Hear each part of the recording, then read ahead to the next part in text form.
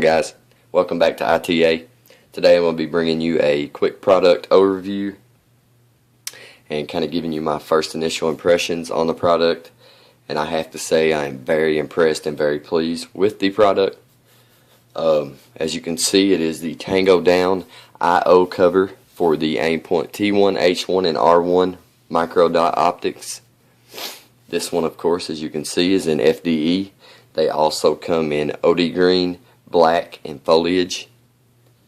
Before we bust this puppy open and install it on the weapon, I will kind of give you a quick rundown of the specs.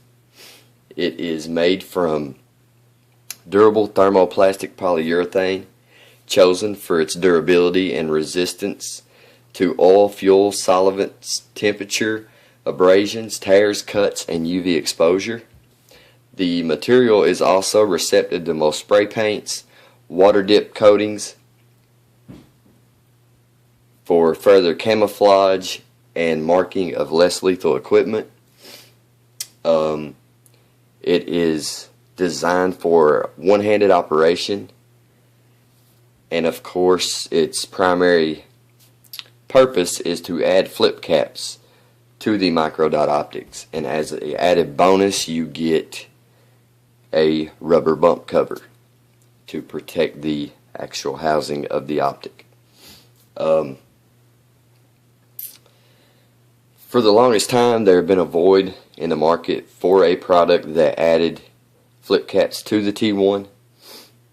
Main reason being the rear lens doesn't protrude far enough to snap like your traditional style flip cap onto it. The front one actually does, but the rear one doesn't.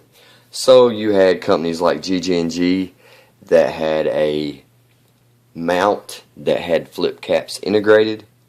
It was actually a pretty bulky mount and pretty heavy, so the trade-off wasn't really worth gaining the flip caps to deal with the weight and the bulkiness, in my opinion anyway.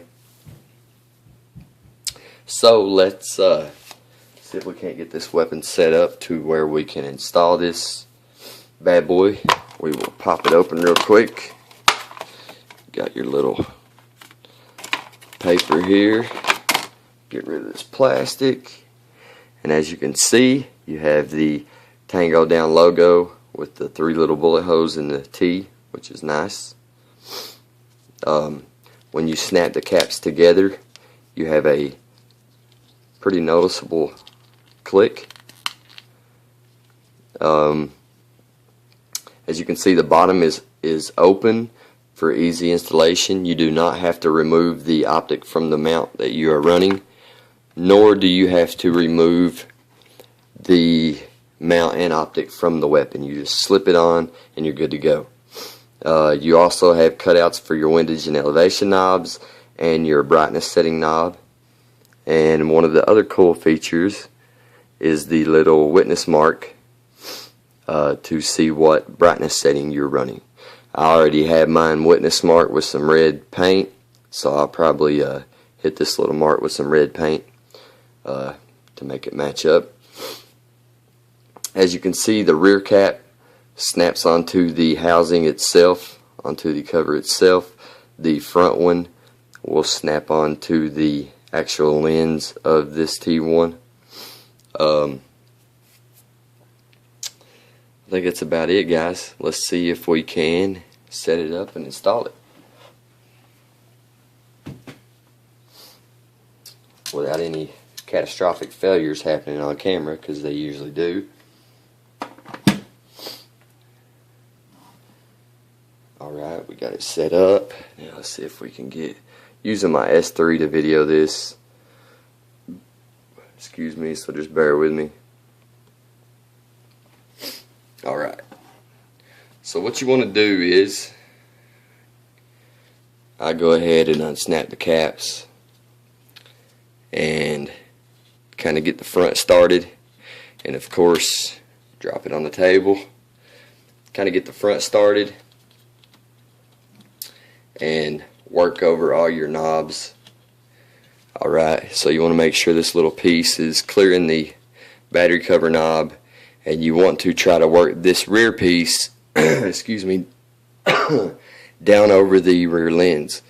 And as soon as it gets down over the rear lens, you're good to go. So what I kind of try to do is push some pressure towards the rear and just kind of try to, you can tell the material is pretty rugged, so pulling and tugging on it really is not going to hurt. And there you go. So I'm going to try to get behind the weapon as if I were running it so I can demonstrate just how quickly you can install the caps and stow them. So let me try to do that.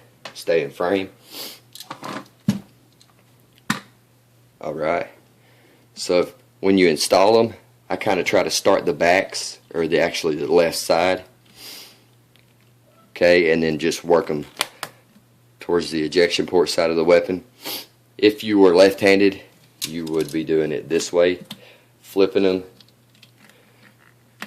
stowing them, and then I would probably left-handed, I would start the right-hand side and working towards the left-hand side of the weapon, and just the exact opposite for your right-hander. And as you could hear the audible click when they go on, and also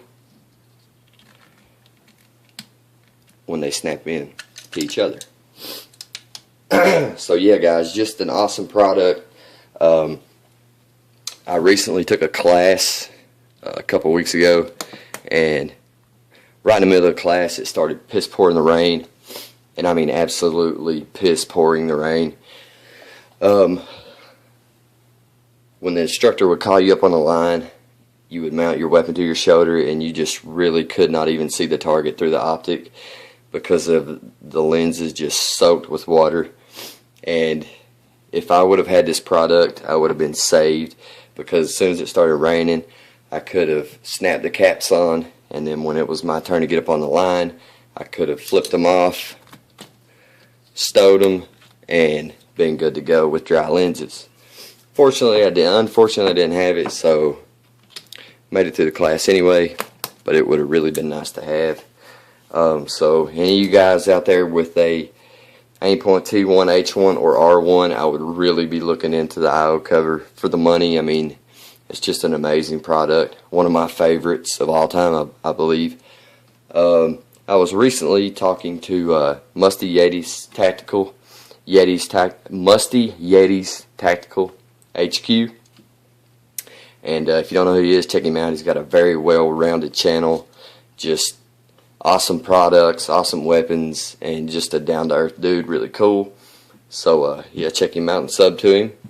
And he recently got a couple of the primary arms micro dots.